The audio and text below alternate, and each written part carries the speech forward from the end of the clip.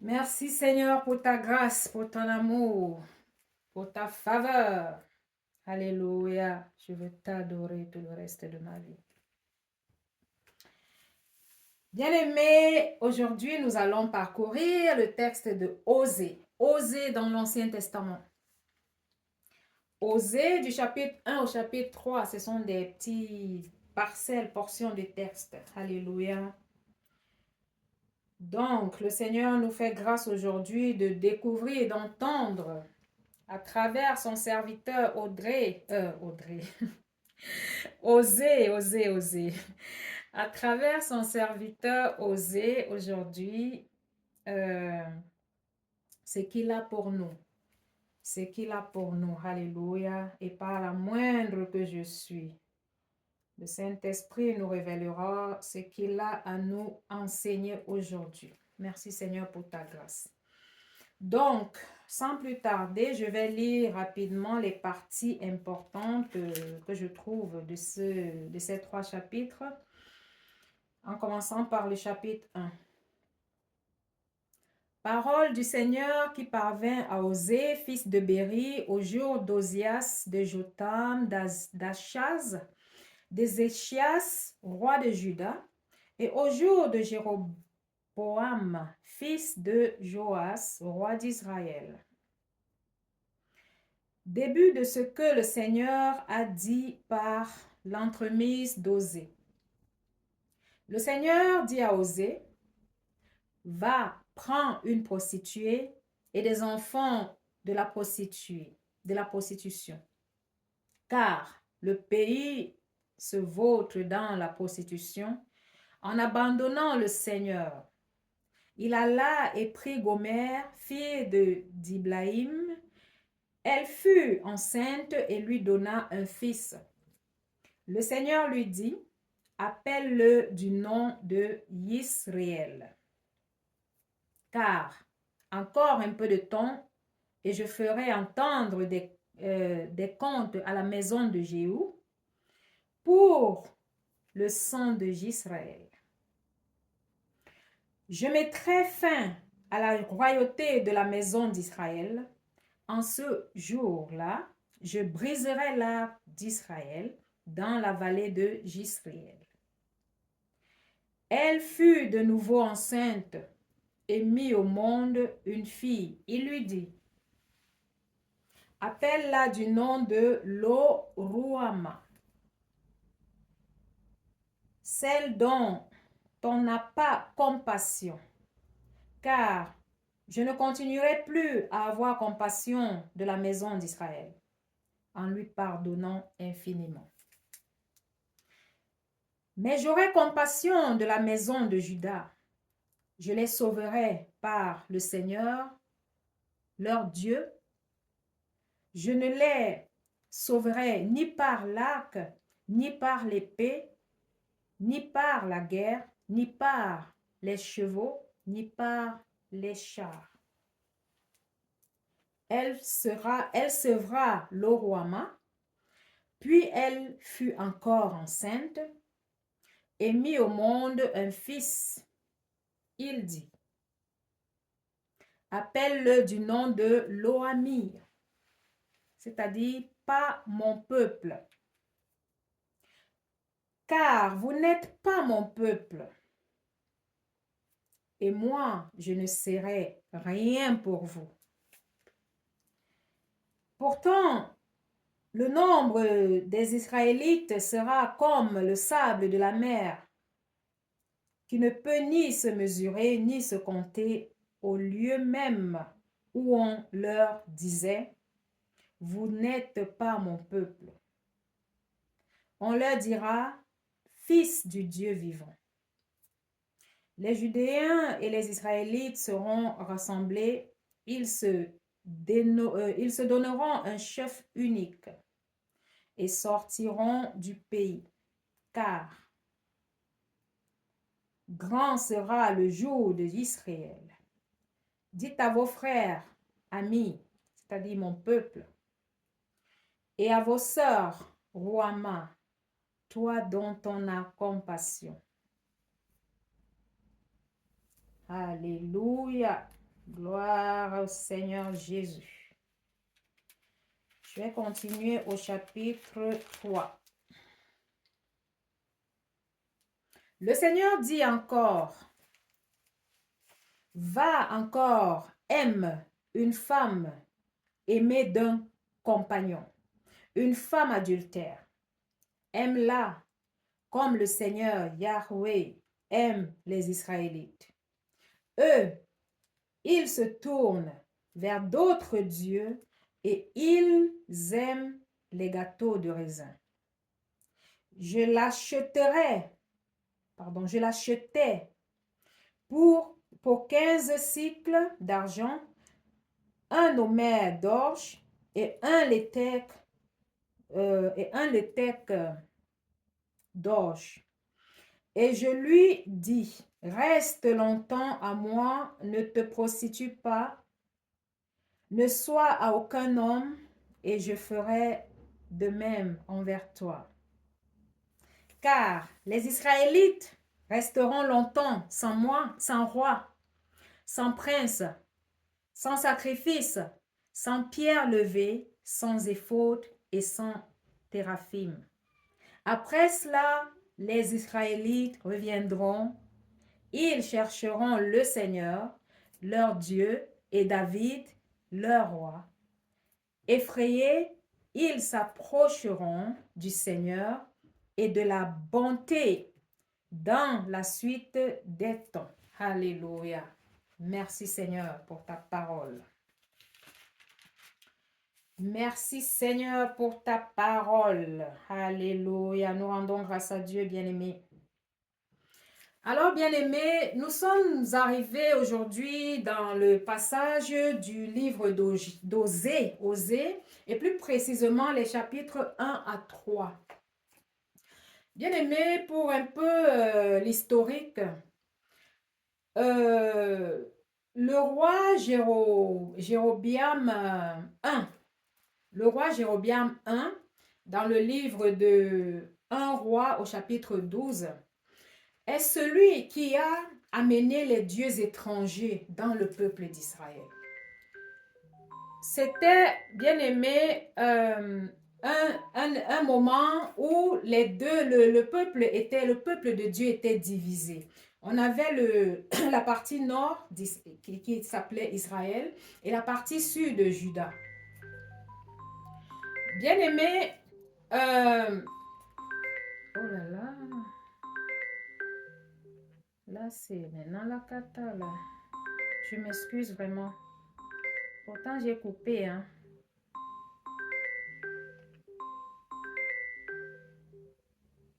J'ai pourtant coupé. Oh là là là là là. Gabi, je peux pas, je suis en ligne, je suis en live, merci. À tout à l'heure, je te rappelle. Je suis vraiment désolée. Ça m'arrive pour une première fois là. Donc, je m'excuse. Pour la petite historique, comme je disais tantôt, le peuple de Dieu était divisé en deux parties. La partie nord, Israël, et la partie sud, Juda. Et le roi Jéroboam I est celui qui a amené les dieux étrangers Baal dans la partie Israël, dans le peuple de Dieu. Et il l'a fait parce qu'il ne voulait pas que le peuple qu'il gouvernait soit lié au peuple du sud, Juda. Donc le peuple de Dieu qui était à l'origine uni se sont retrouvés à adorer deux dieux, voilà, disons ça comme ça. Donc, Dieu, le Créateur, le Dieu d'Abraham, d'Isaac et de Jacob, qui a sorti le peuple d'Israël d'Égypte, qui les a délivrés, qui les a amenés à la terre promise Canaan, et qui était leur Dieu jusque-là, a trouvé ça pas agréable du tout. Car la Bible dit, il dit que tu aimeras l'Éternel, ton Dieu, de tout ton cœur, de toute ton âme et de toute ta pensée. Alléluia. Donc, le Seigneur est un Dieu qui ne veut pas être partagé. Il est le Dieu créateur, il est celui qui connaît les projets dont il a pour nous. Et son but, son plan pour nous sont les plans les meilleurs. Donc, quand il voit que nous nous prostituons, que nous allons vers d'autres dieux qui n'a rien à voir avec lui, euh, il intervient, alléluia, pour notre bien, comme nous le verrons tantôt avec le peuple d'Israël. Donc, bien aimé, c'est la petite histoire de l'origine des dieux étrangers dans le peuple de Dieu, dans le peuple d'Israël. Donc, arrivons maintenant au livre d'Osée. Là, c'était un peu l'histoire avec le livre de Un roi. Maintenant, le livre d'Osée nous fait découvrir, bien aimé, comment dirais-je, la situation dans laquelle le peuple d'Israël se retrouvait au temps d'Osée. La Bible dit qu'en ce temps, il y avait toujours deux parties, la partie nord d'Israël et la partie du sud qui était Juda. Et ensuite, bien aimé, nous avons plusieurs rois qui gouvernaient en ce temps-là. Dans la partie d'Israël, nous avions par exemple Osias, nous avions Yotam, ça c'est la partie sud, pardon. La partie sud, nous avions Yotam, Achas. Et dans la partie nord, où José, pardon, où Osée avait été appelé, c'était le roi Jéroboam II. Et Jéroboam II est donc celui qui a continué ce que Jéroboam I avait commencé. Donc, ils ont continué à adorer les dieux étrangers Baal. Alors, le Seigneur, on peut imaginer combien de temps ça a pris, combien de temps ça passe. Il a été patient depuis le roi Jéroboam I jusqu'au roi Jéroboam II. En ce moment, il fallait qu'il intervienne parce que c'est un Dieu d'amour, c'est un Dieu bon. Quand il voit que le peuple va périr, il faut qu'il intervienne car c'est son peuple. Alléluia. Donc, le livre d'Osée ici s'adresse aux enfants de Dieu, à ceux qui ont été sauvés, à ceux qui ont accepté, disons de nos jours, Jésus-Christ comme Seigneur et Sauveur, à ceux qui croient en Dieu et au Seigneur Jésus comme Seigneur et Sauveur. C'est à eux que le texte d'Osée partiellement s'adresse, et plus particulièrement ceux qui ont rétrogradé. Ceux qui ont rétrogradé, ceux qui se sont séparés de Dieu, leur Créateur. Ceux qui se sont séparés, alléluia, pour des raisons que nous pouvons citer bientôt. Donc, la situation est du fait que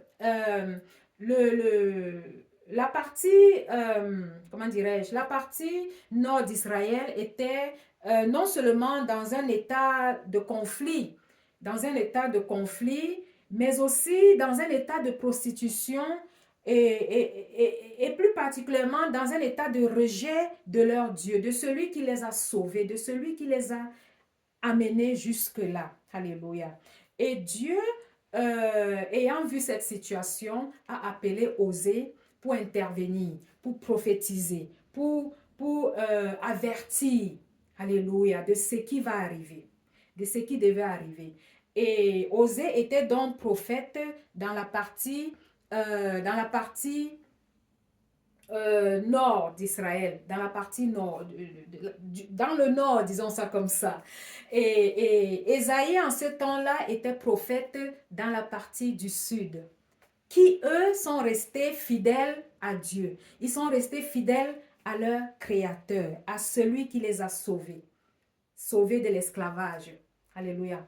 Donc, maintenant, plus précisément à l'histoire d'Osée, Dieu prend Osée ici comme un exemple, Osée et sa famille comme un exemple pour par rapport à la situation d'Israël, la situation de son peuple. Alléluia. Donc, Dieu dit à Osée d'aller chercher une femme prostituée et de faire des enfants de prostituées. La femme prostituée ici, qui était Gomère, représente Israël, représente l'État d'Israël, représente le fait que Israël s'est prostitué à d'autres dieux. Ils se sont séparés, ils ont abandonné leur Dieu pour se prostituer, pour idolâtrer d'autres dieux. Alléluia. Donc, Gomer représente Israël. Donc, Dieu l'a fait non seulement pour présenter l'état dans lequel son peuple se trouvait, mais aussi pour montrer son amour à son peuple, pour montrer son amour à son peuple. Alléluia. Et je ramène toujours les passages bibliques à l'état actuel, à l'état dans lequel nous vivons. Alléluia, à la période dans laquelle nous vivons, qui n'est pas trop différent de la période qui est présentée ici, bien-aimés. Nous sommes enfants de Dieu, nous sommes le peuple de Dieu par l'alliance en Jésus-Christ. Le peuple d'Israël était le peuple de Dieu depuis Abraham. Nous sommes le peuple de Dieu par alliance. Alléluia. Nous sommes, après avoir accepté Jésus-Christ comme Seigneur et Sauveur, nous faisons partie du peuple de Dieu. Galates parle du fait que nous sommes fils et filles d'Abraham, dont nous appartenons au Seigneur Jésus. Donc, si nous sommes déjà chrétiens et que nous rétrogradons, ou alors que nous allons vers d'autres dieux ici, ça peut être mammon, c'est-à-dire l'amour de l'argent, ça peut être, je ne sais pas, aussi même la prostitution réelle, pas la prostitution figurée, je veux dire, pas l'image que Dieu prend pour nous faire comprendre l'état dans lequel son peuple était. Ça peut être la prostitution, l'adultère, un péché en fait quelconque. C'est ce qui peut définir de nos jours, bien-aimés, l'état dans lequel un chrétien, un enfant de Dieu, ou alors le peuple de Dieu de nos jours peut se trouver. Donc, Dieu a envoyé Osée chercher une prostituée par amour, non seulement pour la prostituée, mais aussi au sens figuré par amour pour son peuple Israël, qui s'était prostitué à des dieux. Mais la prostituée était réellement une prostituée. Waouh! Donc, ensuite, il a demandé à Osée de faire des enfants avec cette dame, avec cette prostituée.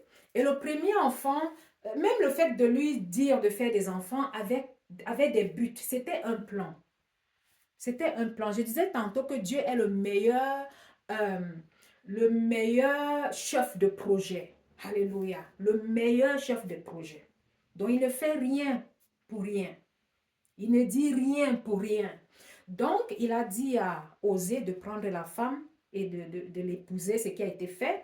Elle a été enceinte et il a dit, nomme le premier enfant Jisraël. Et avec ce nom, Dieu voulait faire comprendre à son peuple que le fait que la maison de Yéhou avait exterminé ou alors fait du mal à son peuple dans la partie qui s'appelait Israël, Dieu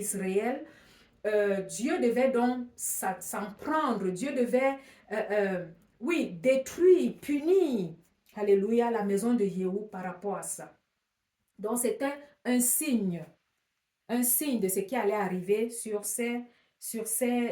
dans la maison de Yéhou par rapport à ce qu'ils ont fait qui n'a pas plu au Seigneur. Et le deuxième enfant a été né et le Seigneur a demandé qu'on la nomme, c'était une fille, qu'on la nomme, Loruama. Loruama qui signifie pas de pardon ou alors pas de compassion. Pas de compassion, plus de compassion. Qu'est-ce que ça veut dire? Ça veut dire qu'avant, depuis le moment où le Seigneur a eu compassion de son peuple, depuis l'Égypte, qui les a sortis jusqu'au moment où ils ont commencé à se prostituer, ils ont commencé à aller vers d'autres dieux, jusqu'avant ce moment, il avait compassion par rapport à son peuple. Mais du moment où ils se sont prostitués, malgré sa patience, il n'a plus eu de compassion. Alléluia. Donc le deuxième enfant nommé pas de compassion ou alors Loruama, ou alors plus de pardon, il veut faire comprendre à son peuple qu'il ne leur pardonne plus. Il les a laissés tellement faire. Il leur a laissé tout le temps de revenir vers lui. Il leur a donné tout le temps, depuis le livre de 1 roi jusqu'au livre d'Osée. Nous pouvons lire à chaque fois où le Seigneur a rappelé son peuple vers lui. Alléluia. Mais à ce niveau-ci, sa patience a eu des limites. Sa patience a eu des limites. Alléluia. Et c'est pourquoi le deuxième enfant de Osée avec la prostituée s'appelle Lo-Ruama, donc pas de patience, plus de compassion, pas de patience, plus de compassion, plus de pardon. Alléluia. Le troisième enfant qui a été né s'appelait Lo-Ami.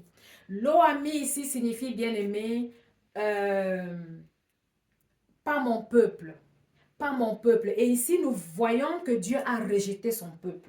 Oh, Dieu a rejeté son peuple bien-aimé, le même peuple qu'il a sorti des filets de l'oiseleur, qu'il a délivré de l'Égypte jusqu'en ce moment. Et c'est lui qui se trouve en train de rejeter son peuple. Waouh! Parce que son peuple s'est prostitué à des dieux étrangers, s'est prostitué à Baal, à idolâtrer d'autres dieux. Donc, ramenons encore ça à la vie actuelle, bien-aimée. Je disais tantôt en tant qu'enfant de Dieu, nous devons rester fidèles à Dieu. Dieu peut être patient. Oui, c'est le même hier, aujourd'hui, éternellement. C'est le même qui nous a sauvés.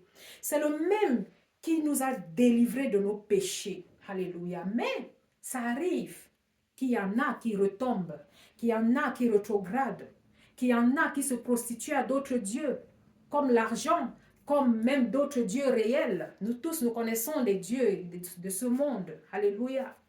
Il y en a qui, je ne sais pas, commettent un péché qui ne plaise pas au Seigneur. Et le Seigneur, comme avec son peuple, il peut avoir autant de patience que possible. Mais un moment arrive où il ne veut pas nous perdre, où il veut nous récupérer, où il veut que nous revenons à lui bien-aimé. Donc nous voyons avec le cas de son peuple du nord d'Israël, qu'il a présenté toute la situation, alléluia, au point même de rejeter le peuple. Rejeter le peuple, parce que le peuple s'est prostitué, le peuple est allé vers d'autres dieux. La Bible dit dans Osée au chapitre 2 que la prostituée, c'est-à-dire le nord d'Israël à l'époque, croyait que tout ce qu'elle possède vient de ces dieux étrangers. Alléluia. Et Dieu veut les faire comprendre qu'il est celui qui donne, qu'il est celui à qui appartient tout. La Bible nous dit que à Dieu appartient l'or et l'argent. Il est le créateur de l'univers tout entier. Il n'y a rien que nous puissions avoir qui ne vient pas de Dieu, bien-aimé. Alléluia. Il n'y a rien. Si l'ennemi te trompe, l'ennemi n'a rien créé. Tout vient de Dieu. Tout vient de celui qui a créé l'univers tout entier. La Bible dit dans Jean que tout a été fait par lui, par la parole, et rien n'a été fait sans elle. Et nous savons que au commencement était la parole était avec Dieu, et la parole était Dieu. Alléluia. Donc, le chapitre 2 cite tout ce que, par exemple, qu'est-ce que Dieu nous dit ici? Dieu nous dit, par la voix d'Osée, au chapitre 2, qui révèle en fait la punition, ou alors l'exil, ou le désert que son peuple traversera par rapport à leur péché contre leur Dieu. Alléluia. Dieu dit ici par exemple, je le mettrai comme au jour de sa naissance, je la rendrai semblable au désert, je la ferai mourir de soif, je n'aurai pas compassion. Alléluia. Et il dit encore, c'est pourquoi je ferme son chemin avec des épines. Je vais revenir à mon premier mari, car alors j'étais plus heureuse que maintenant. Donc c'est la parole que dira le peuple d'Israël. Alléluia. Après que Dieu les aura punis, après que Dieu les aura dépouillés de tout ce qu'ils possèdent, parce que c'est lui en fait qui leur en a donné, mais ils veulent croire que c'est le Dieu qu'ils louent, le Dieu qu'ils adorent, le Dieu Baal. Ils croient que ça vient de lui. Alléluia. Et Dieu s'est levé pour dire non, c'est moi le créateur de toutes choses, c'est moi qui possède toutes choses, et je vais donc vous dépouiller de tout cela. Je vais donc vous dépouiller de tout cela. Et pourquoi Dieu veut le faire? Dieu veut le faire comme la parole le dit encore ici au verset 9 à la fin. Dieu dit que elle cherchera, mais elle ne les trouvera pas. Puis elle dira, je vais revenir à mon premier mari car alors j'étais plus heureuse que maintenant. Donc, euh, avec cette image de prostitution où le peuple d'Israël s'est prostitué à d'autres dieux ici, c'est un peu comme dans la prostitution, c'est comme les amants de cette prostituée qui était Israël du Nord à l'époque. Alléluia. Donc Dieu nous dit par la bouche d'Osée qu'après qu'il ait dépouillé Israël par rapport au fait qu'elle l'a abandonné, qu'ils ont abandonné Dieu, euh, il reviendra, Israël reviendra et dira, j'étais mieux, je préfère revenir à mon premier amour parce que là-bas j'étais plus heureuse. Alléluia, j'étais plus heureuse. Donc Dieu utilise ici une méthode, une stratégie pour regagner son peuple parce qu'il aime son peuple. Pareil encore nous enfants de Dieu aujourd'hui qui sont nés de nouveau, qui sont dans le Seigneur, ça arrive qu'on rétrograde et puis le Seigneur agit. Le Seigneur agit par des méthodes que parfois on ne comprend pas. Parfois on ne comprend pas. D'autres se disent je suis chrétienne mais je souffre. Mais alors posons-nous la question, qu'est-ce qui s'est passé? Qu'est-ce qui s'est réellement passé? Est-ce que nous plaisons au Seigneur? Est-ce que nos vies reflètent les fruits de l'esprit que Galates 5 étale, que Galates 5 explique? Alléluia.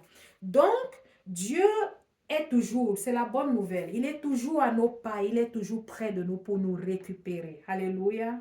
Il est toujours là pour nous récupérer. Parce qu'il dit encore qu'il va, comment dirais-je, quand nous voyons, nous lisons ici au chapitre 2, à partir du verset 16, nous voyons ici que Dieu veut reconquérir le cœur de son peuple. Donc il est toujours là pour nous récupérer, il est toujours là malgré le fait que nous sommes éloignés de lui pour nous récupérer. Alléluia. Donc il a fait avec son peuple aussi et il est le même hier, aujourd'hui et éternellement. Comment est-ce qu'il a fait pour récupérer son peuple? Nous pouvons le découvrir dans le chapitre 2 à partir de Osée, à partir du verset 16 jusqu'au dernier, jusqu'au 25. Là, il s'agit de la restauration. La restauration et la réconciliation. Alléluia. La restauration, bien-aimé. Donc, Dieu a dit donc par la bouche d'Osée qu'il va attirer son peuple. Donc, il va séduire. Qu'il va séduire comme un mari. Parce que Dieu veut faire de nous, en fait, ses époux et ses épouses. Alléluia. Il dit qu'il va séduire son peuple. Donc, attirer le peuple d'Israël du Nord vers le désert. Il va les amener au désert. Et ici, il s'agit de l'exil. Alléluia. Il s'agit de l'exil. Ils ont été déportés. Ils ont été déportés, je crois, en Syrie à l'époque. Donc, ils ont été déportés et ils sont allés en esclavage. Ils sont allés en esclavage et le Seigneur dit qu'il les envoie là-bas pour leur parler à leur cœur. Parce que parfois, Dieu peut nous enlever, nous déplacer de l'endroit où nous sommes parce que nous n'écoutons pas. Nous ne sommes pas concentrés. Oh, bien-aimé. Parfois, nous sommes dans l'abondance, et cette abondance parfois nous mène à euh, à pécher, nous mène même à nous séparer de Dieu, parfois inconsciemment. Mais Dieu intervient parce que il a dit qu'il ne nous abandonnera pas. Il est avec nous jusqu'à la fin du temps, des temps, en tant que ses enfants. Quel que soit ce qui t'arrive, bien-aimé, il est là. Il est là et il te parle. Donc, il est le même Dieu qui a enrichi son peuple. Alléluia. Et c'est lui-même qui vient les dépouiller. Et non seulement il les dépouille, mais il les envoie en exil. Il les envoie en esclavage. Pourquoi? Il dit qu'il les envoie pour leur parler, pour parler à leur cœur. Alléluia. Pour parler à leur cœur. Donc, quel que soit le désert que nous traversons, quelles que soient les situations que nous traversons, aussi difficiles qu'elles soient, il faut qu'on prête un peu l'oreille au Seigneur, qu'on aille au pied du Seigneur, parce qu'il veut nous parler. Il veut nous récupérer. Alléluia. Il veut nous récupérer, il veut nous parler. Parce que son but, c'est que nous soyons à ses pieds, c'est que nous soyons bénis, c'est que lui, il sait qu'il est amour. Alléluia. Il sait qui il est. Et son plan pour lui, pour nous, ce sont des meilleurs. Son plan, c'est que nous restons à ses pieds afin que ces projets qui sont les meilleurs pour nous viennent à l'existence. Parce que si nous nous prostituons à d'autres dieux, il ne sait plus comment agir dans nos vies. Il ne pourra pas agir. La Bible dit qu'on ne peut pas servir deux maîtres. Sinon, on va haïr un et aimer plus l'autre. Donc, Dieu travaille afin que nous arrivions comment dirais-je, au but qu'il a prévu pour nous. Donc, il a envoyé son peuple en exil pour leur parler. Pour leur parler. Alléluia. Et c'est ce qu'il a fait. Après un temps d'exil, après un moment d'exil, alléluia, la Bible dit à la fin du chapitre 3, alléluia, à la fin du chapitre 3, voilà. Après cela, les Israélites reviendront, ils chercheront le Seigneur, leur Dieu, et David, leur roi. Effrayés, ils s'approcheront du Seigneur et de sa bonté dans la suite des temps. Alléluia. Donc Dieu, son but, c'est que nous soyons avec lui. Son but, c'est que nous lui soyons fidèles comme lui, il nous est fidèle. Alléluia. Nous allons voir au début du chapitre 3 qu'il a demandé une deuxième fois à oser d'aller reprendre la femme, d'aller prendre la femme aimée d'un compagnon, alléluia, une femme adultère, une femme adultère. Et il a acheté, Osée explique, dit ici qu'il a acheté cette femme. Il a acheté cette femme et l'a amenée avec lui. Et il a laissé cette femme, il n'a pas touché cette femme. Et il a dit à cette femme également de ne pas aller vers un homme, de rester chaste, disons ça comme ça. Alléluia. Et lui-même, il ne devait pas aller vers elle. Et Dieu lui a demandé de le faire. Pourquoi? Il voulait faire comprendre ce qui arrivera à son peuple, Israël. Il voulait faire comprendre, comme la Bible le dit, que son peuple restera un temps, un moment. Je crois qu'il explique ici, hein, que son peuple restera un moment, voilà, je vais le lire. Car les Israélites resteront longtemps sans roi, sans prince, sans sacrifice, sans pied levé, sans éphod et sans téraphim. Et ce n'est qu'après cela qu'ils vont retourner vers Dieu.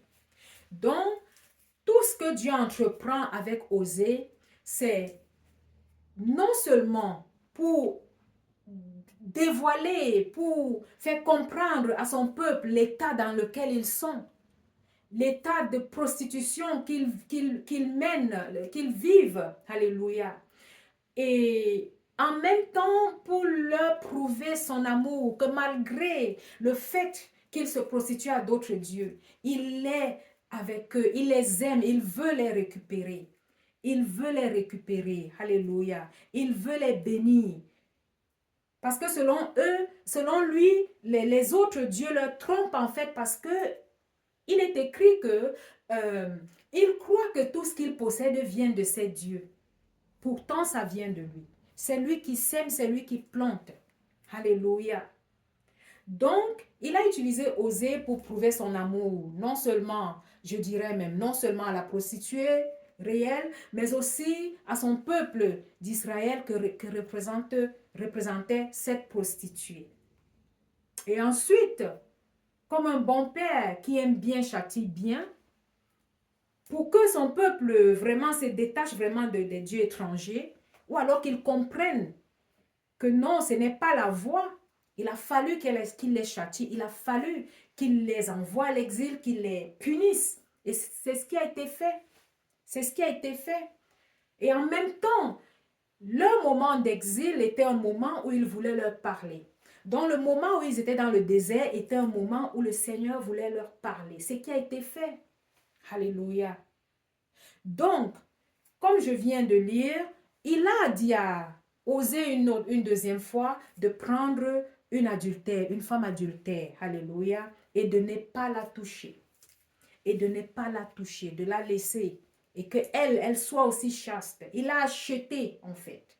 Il a acheté. Waouh! Et ça me fait penser à ce que Jésus-Christ a fait pour nous tous. Il nous a rachetés en fait. Nous étions pécheurs, nous étions esclaves. Nous n'étions pas en fait. Et Jésus-Christ nous a donné la vie. Il nous a rachetés. Il nous a rachetés du péché et de la mort. Dans ce petit verset du livre d'Osée au chapitre 3, du fait que Osée a racheté cette femme afin qu'elle ne soit plus esclave du sexe, afin qu'elle ne soit plus adultère, afin qu'elle soit délivrée du péché, il a racheté et il l'a ramenée chez lui et a dit qu'elle n'aille plus, enfin, qu'elle n'ait plus de sexe de rapport et que lui-même, il ne la touchera pas. Waouh! Donc, le Seigneur voulait nous montrer avec cette image que le peuple d'Israël, que représente la femme adultère ou la femme prostituée, ou alors Gomère, devait aussi rester un moment sans roi, sans chef. Alléluia. Et qu'un moment devait arriver où il devait se retourner vers lui. Un moment devait arriver où il devait se retourner vers lui. Alléluia. Donc, c'est la bonne nouvelle. Le Seigneur a utilisé ces méthodes, les méthodes d'exil, les méthodes du désert. Dans nos vies actuelles, en tant qu'enfants de Dieu, nous traversons parfois des moments difficiles, des moments vraiment rudes, des moments où parfois nous n'avons pas de finances pour telle ou telle chose, ou alors nous sommes dans la maladie, ou je ne sais pas quoi. Des moments difficiles, de chagrin, de séparation. Mais en tant qu'enfant de Dieu bien-aimé, nous devons nous poser la question de savoir de quoi il s'agit en fait.